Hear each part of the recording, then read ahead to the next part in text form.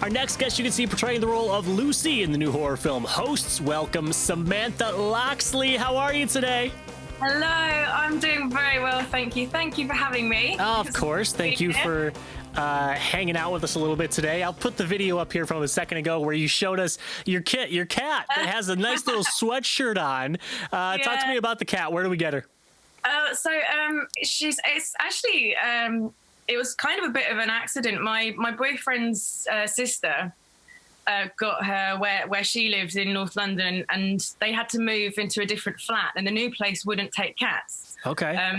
So she didn't really know the person that she got her from, so we're not entirely sure how old she is, but they had to move out really quickly. So I had about a week's notice at the end of our first lockdown, saying like, "Oh, Sam, do you fancy a cat?" And I was like, well, yeah, but my house is not kitten proof, and I live on a street with there's lots of foxes and other cats and stuff. So I was like, yes, but I need to get it in gear. And then she's been with me a couple of months now. She's obviously put holes in all my favourite clothes. Naturally. We finally got to let her outside because she was like just too little and she needed to have her jabs and stuff. Yeah.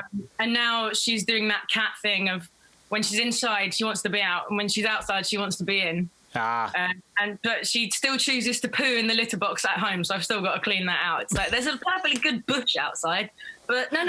She's a lady. What a lady. Silver lining there. All right, so let's go ahead and get into the movie here. Hosts available now. When a family invites their neighbors over to celebrate Christmas Eve, they are unaware of the young couple's recently becoming hosts to a malicious entity. They must fight to stay alive. This sci-fi horror movie is available now. Go ahead and check it out. So let's talk about the movie here. Obviously, that's a great reading of the tagline. You've got such a lot of energy. This is great. Well, thank you so much. I really want to get the people out there, because if they want to get scared, this trailer scared the crap out of me. I think that this movie, obviously, you have a very bubbly personality and presence in life, and then I saw this trailer and I was like, oh my God. Talk to me a little bit about this movie, and well, let's just go from the beginning. When did you first hear about this movie? Firstly, it was great that you think I'm different in real life, because I'm not very nice. So it was, sorry, I've just swallowed something the wrong way. No, it's really that's totally fine. That happens. So I did cough into my hands. I'm not spreading COVID. Okay, good. Yes. Last year, I've been friends with the lead actor, Neil, who plays Jack in Hosts. I've been friends with him for a couple of years, and last year he just said to me, like, some friends of mine are casting for a film. Would you be interested? And I was like, well, yeah, okay. I had a little bit of a breakdown about it, but you know, when it comes to things like hosts and evil entities and different things happening, you have no idea what it's actually going to be, because it could be like The Exorcist, right? Or it could be like Get Out, you know. And so I had no idea what it was kind of going to look like or whatever. So I sent in a self-tape, which I don't know how it is over with you guys, but self-tapes are kind of a big thing here now. Right. Yep. So I sent one in, and they didn't actually choose me in the beginning, so I forgot all about it. Then about a month later, I get a phone call saying, I think it was a Sunday morning or a Saturday night. I got a phone call from Adam, one of the directors of the film, and they said, like, are you free the next couple of weeks, because we've had our main actress drop out and now we need a Lucy. And I was like, hang on, what film is this again? So yeah, it was great. And also it was good for Neil, because when you suggest a friend and it doesn't work out, it's always a bit like, oh, sorry. Yeah. So I mentioned it being either a Saturday night or a Sunday morning, because filming started on the Monday. So I had, and the first day of shooting was 20 pages of dialogue. Oh my God! On the first day? Yeah.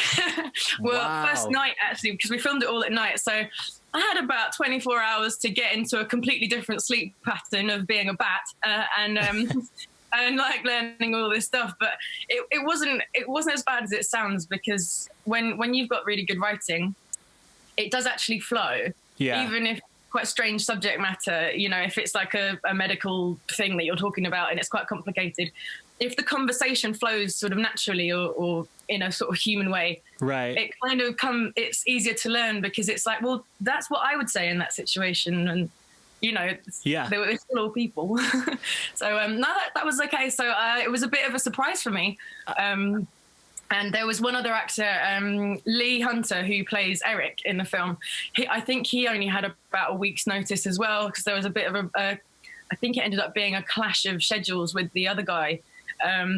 But all the guys have actually said they're quite glad that the other people dropped out, because they like what we brought to it versus what they brought to it. And, you know, when you're giving your script, your baby, to someone that you don't know, that's all you can really hope for. So we did something right. Well, it's always kind of a fun notch to have in your belt, the old horror film experience. So to be able to go through one of these movies that, you know, has the blood in it and has the horror and it has the jump and it has the sort of thriller aspects of not just the jump scares, but also the kind of suspense throughout the film as well. What yeah, they do have quite a lot of stuff in there, don't they? Yeah. Like a lot of boxes. What was your thought process going into this? I mean, looking back on it, are you glad to have experienced that? Is this something that you would like to do more of, or what? Talk to me about it. Yeah, totally. Well, I mean, obviously the first day was kind of a bit of a, you know, mind-boggling moment because of, you know, the speed at which everything had to get done for me. But it was... Real quick, I'm sorry. So had they already filmed portions of the movie with the other cast, or... Oh, no. So we had 2 weeks of filming last year in May. So every day was a night shoot. So we'd turn up to set for like 5 or 6 o'clock in the evening and shoot through to... Well, the call sheet said 5 a.m. The call sheet lied. we normally... As it often does. Oh, yeah. I mean, they're approximations, really.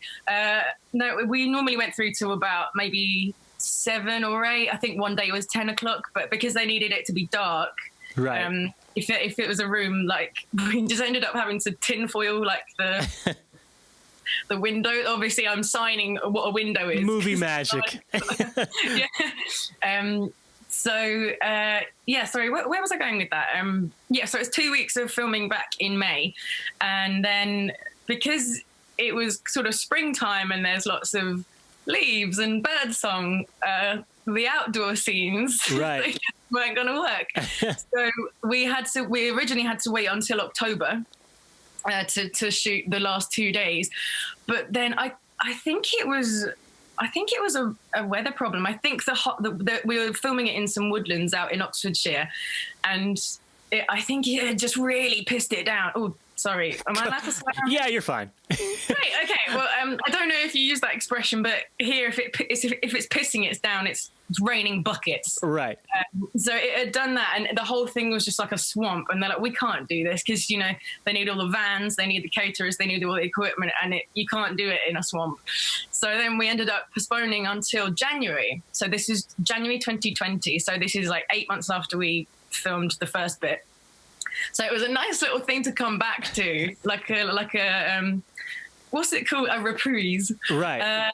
But lucky for us, the 2 days in January that we went back to this woodland to film was when the temperature plummeted and it was like -3, and we were all outside. And that might not sound very severe, but all the equipment froze.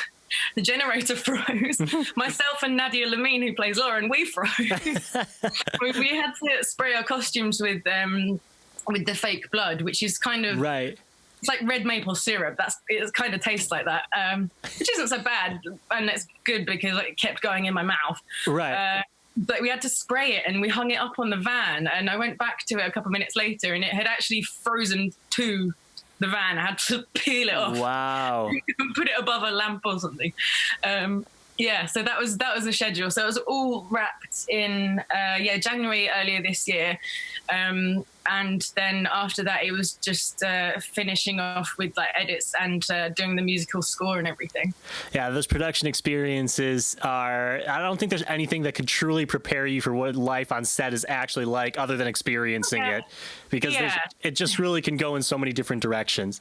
All right, so originally from Essex, you trained at ALRA. Talk to me a little bit about that and just what that whole experience is like. Okay, so ALRA, or it stands for the Academy of Live and Recorded Arts.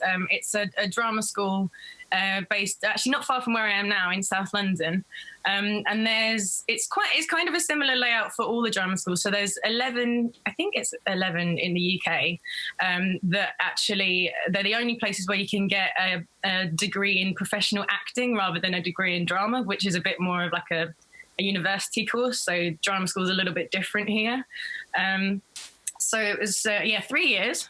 Very intense. It's the hours are like a full-time job, and you have to be there, and they're really strict on timing and etiquette and like clothing and stuff like that. But it's great. I mean, it's really tough because of the schedule and because of what you go through, and there's so many different things to learn. And it's, drama schools are always old buildings that are really, really cold. I think that translates to the US too. We have that same problem. Yeah. So, you're always there in all your layers, and because you're a student, like, you're just there trying to like bring your packed lunch in without freezing to death. So then that's 2 years. And my drama school did quite a lot of voice work and quite a lot of physical stuff. So a lot of movement-based training, which I think they focus on that a lot because it really works. If you don't get a character straight away, or if you don't understand the script, if you can like vocalize it or physicalize it, that really helps. And we worked with a range of different sort of theories and schools of thought on, different practitioners that have, things like Stanislavski and Brecht, and then different vocal people. So the main one for me was Linklater. I think she was Swedish, but that was kind of the vocal pattern that we kind of followed, and that was kind of cool. And then the third year is all performances. So you do 3 big productions, and then you do some really fun things, like you learn TV presenting in auto cue, which is just funny because mostly you're just there going.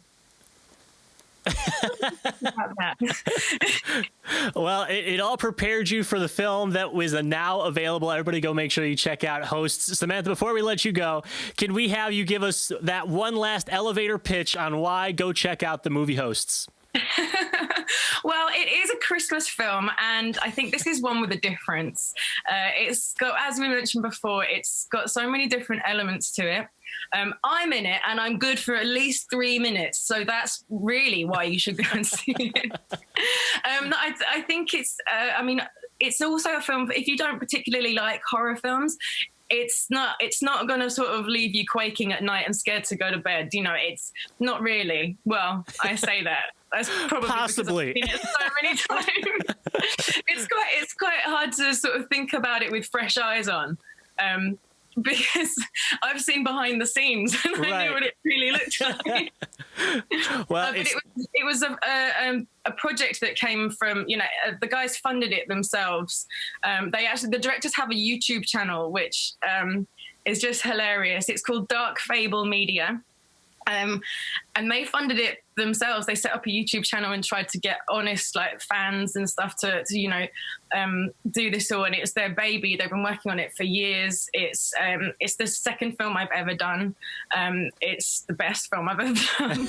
And it's kind of got a really honest approach. It was a really low budget. Everybody pulled their weight, and everybody, like from day one, it turned out so much better than we actually ever sort of thought it would.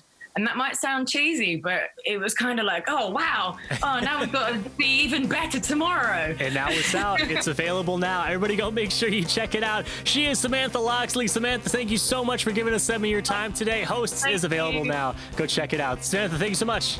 Thank you so much. Take care, everyone.